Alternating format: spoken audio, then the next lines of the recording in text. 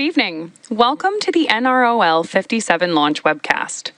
The Falcon 9 rocket carrying tonight's payload is live on your screen and currently awaiting liftoff from Space Launch Complex 4 East, or SLIC 4E, at Vandenberg Space Force Base in California, just about 8.5 minutes from now.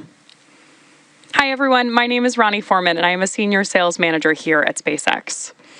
Tonight's mission carries a national security payload designed, built, and operated by the National Reconnaissance Office, or NRO. This mission continues the NRO's cutting-edge capability of building and developing the U.S. government's largest satellite constellation in history, designed to deliver critical information that can only be obtained from the vantage point of space. Both the range and vehicle are currently green, and we are on track for an on-time liftoff today at 11:49 p.m. Pacific. As a note, we will not be showing any Stage 2 or payload deployment views at the request of our customer this evening, but there is still a lot to cover for tonight's launch. So for now, let's meet our Falcon 9 rocket. Hello everyone, my name is Amanda Yers and I'm a ground systems engineer here at SpaceX. This coming Monday is the anniversary of SpaceX's first launch ever, Falcon 1 Flight 1, which lifted off from Amaravati Island on March 24th, 2006. While it did not complete its mission, SpaceX has come a long way since then. Falcon 1 made its final flight in 2009 before it was retired, but it paved the way for our trusty Falcon 9 rocket, which has completed 447 missions to date. Falcon 9, which you can see on your screen, is a two-stage rocket developed and manufactured by SpaceX and known for its safe, reliable, and cost-effective access to space. It is also the first orbital-class rocket capable of reflight. Engine chill has started. Good call out there for engine chill. Now, this first stage booster is performing its fourth flight supporting this mission.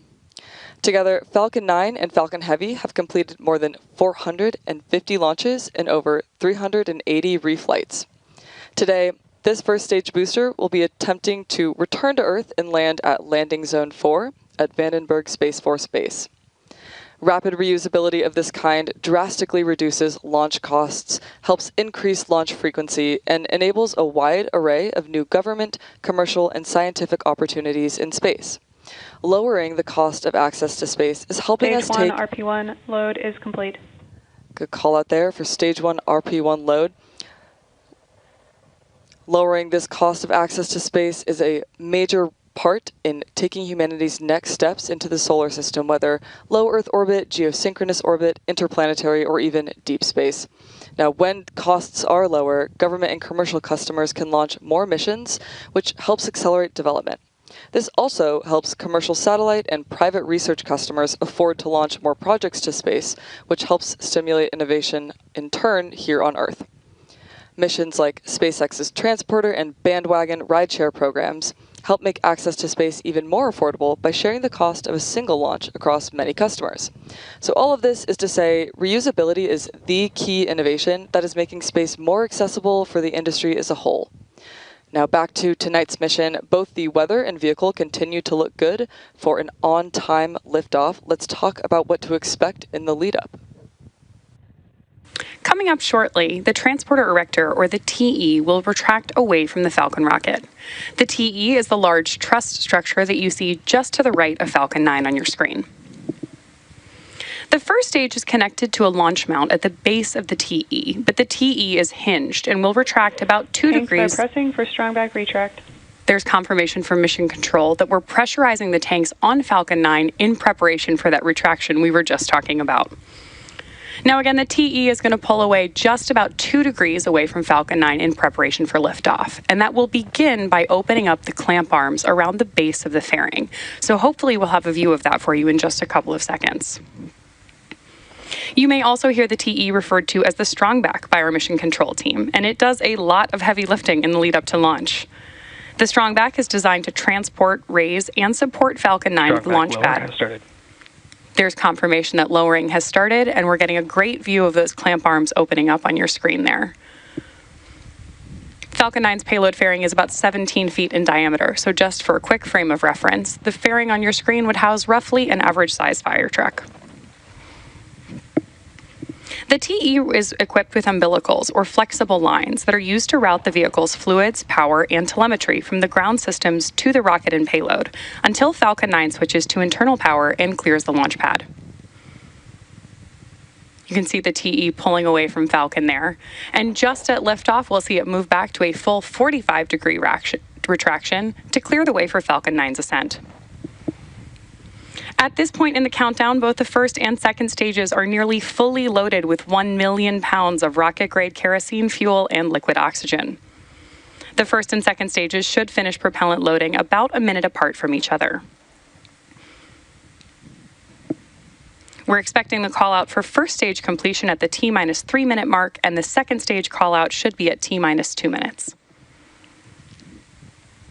As you may have noticed, there are white clouds forming around the vehicle on our launch pad right now. Those clouds are comprised of chilled gas from above the surface of the liquid oxygen tank that is vented overboard to maintain pressure in the tanks as needed. When that vented oxygen mixes with the warmer California coastal air, it condenses into clouds. Stage 1 LOX load complete. There's confirmation of Stage 1 liquid oxygen loading completion. Next up, we are standing by for the same call-out on board Stage 2. Then at T-minus 60 seconds, Falcon 9 will be in startup. This means that the rocket's autonomous internal flight computers will take over the launch countdown. Then just inside of T-minus 2 seconds, we will light the M1D engines for liftoff. At this time, the payload continues to be healthy, and the Falcon 9 team is tracking no issues on the rocket. Weather is still green, and the range is ready to support our T0 of 11:49 p.m. Pacific time. And with that great view, we are proceeding into the last few minutes of terminal count. Now, as our next major milestone, we're listening in for the call-out of second stage LOX loading completion.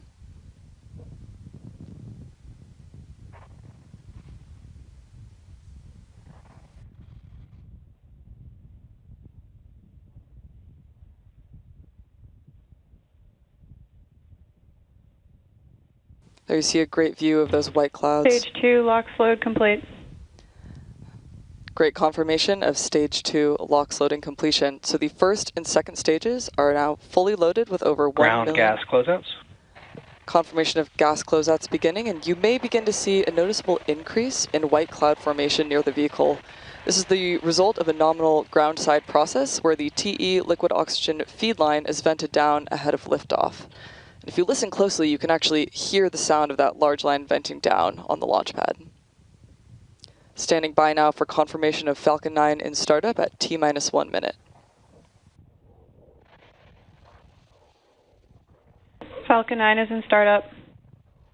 At this point, the autonomous flight computers will take over the launch countdown, and stages 1 and 2 will pressurize for launch. Finally, we are awaiting the final go directive from the launch director. Launch director is go for launch. There you have it. At T-minus 36 seconds, all systems are go for launch of Falcon 9. So let's sit back and listen in to the final countdown. 30 seconds.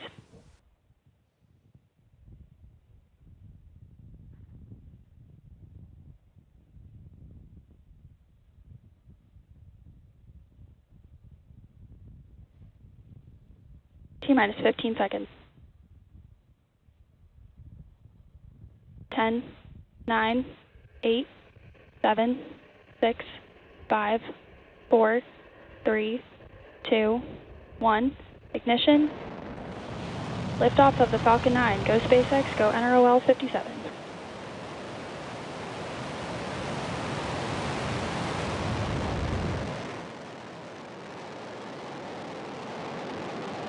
Vehicles pitching downrange. M1D chamber pressure is nominal.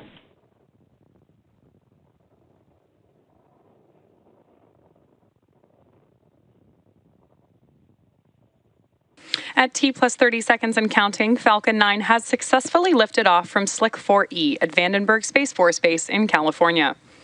In case you're just joining us, these awesome ascent views are of the NROL-57 mission for the National Reconnaissance Office. And we had an on-time liftoff tonight at 11:49 p.m. and are getting good news from Mission Control that power and telemetry are looking good on board the vehicle. Falcon 9 is supersonic. And the Falcon 9 is now moving faster than the speed of sound. Coming up next, the vehicle will be passing through Max Q, which is the point in the mission profile. Max Q. Right on schedule. The vehicle has experienced the greatest amount of aerodynamic pressure that it will see on ascent. Now coming up next, we'll have several events happening in quick succession, starting with main engine cutoff, followed by stage separation, second engine start 1, and then our boost back burn. Main engine cutoff, or MECO for short, is where all 9 Merlin 1D engines shut down to slow the vehicle down in preparation for stage sep, when the first chill has started. And second stages will separate from each other.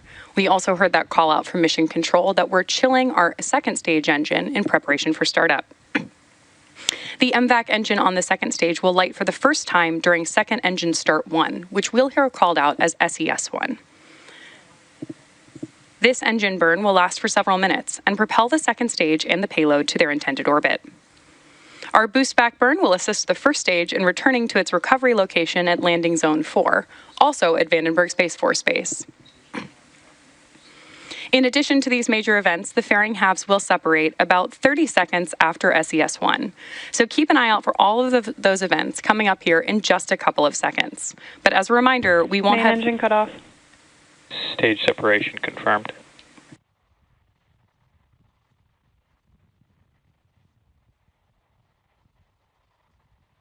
Stage 1 boost back startup.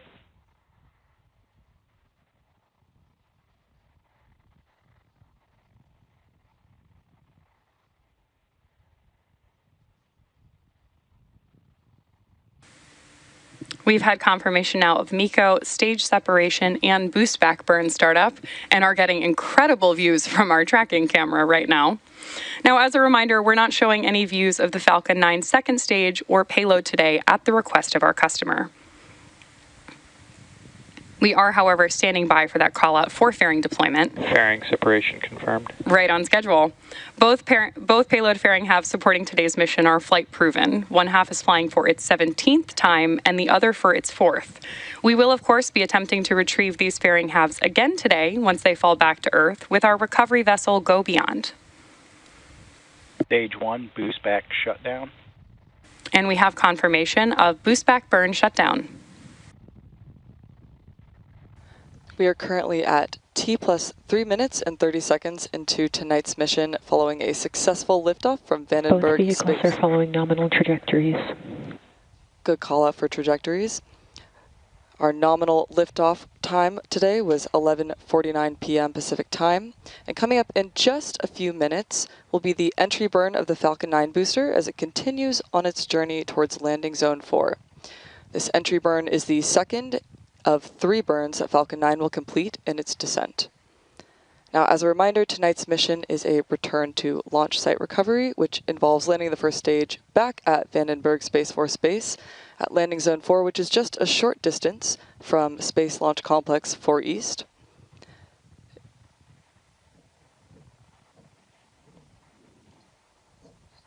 Now, to start the entry burn, we will relight 3 of the 9 Merlin M1D engines, which is similar to pumping the brakes to slow the vehicle down as it passes back into the Earth's atmosphere. We need to slow the vehicle down to reduce re-entry forces, which then helps us recover and reuse the first stage. During this entry burn, Falcon 9 is decelerating by firing its Merlin engines, but it's still moving really fast. This causes the vehicle to fly through Merlin's exhaust gases, also known as the rocket's plume, which deposits a layer of soot on the vehicle's surface. That soot comes from the carbon-based fuel that Falcon 9 uses, and with each flight, that soot builds up a little more on the outside of the vehicle. Now, it's this layer of soot that gives Falcon 9 its flight-proven look. Reusability of this kind is key to lowering the cost of spaceflight, which enables more investments in critical space infrastructure. The Falcon 9 first stage, supporting today's mission, is performing this entry burn for the 4th time tonight. The payload fairings, as we mentioned, are also flight proven, with one half flying for its 17th time and the other for its 4th time. We should be hearing the call out shortly for entry burn in just about 15 seconds.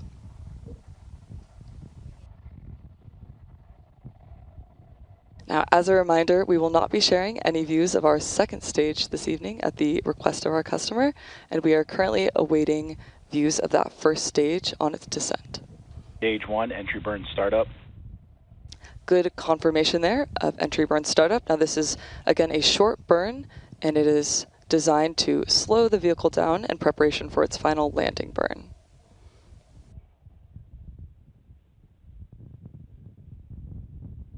Stage 1, entry burn shutdown. Now coming up next will be that first stage landing burn. Trajectory nominal. And on the way down, Falcon 9 is not only using the M1D engines, but also its 4 titanium grid fins at the top of the booster for stability and guidance. Stage 1, FTS is saved. Good call out there for FTS safe.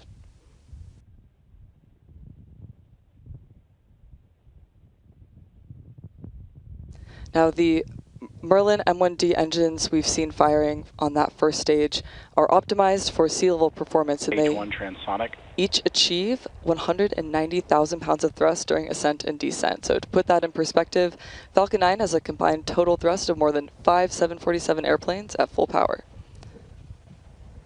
Stage 1, landing burn.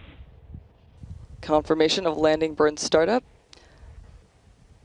We are now waiting for Falcon 9 to land at landing zone 4. Again here, some absolutely stunning views. Keep an eye out for landing leg deployment just prior to touching down at landing zone 4. This is the final Stage 1, burn. landing leg deploy.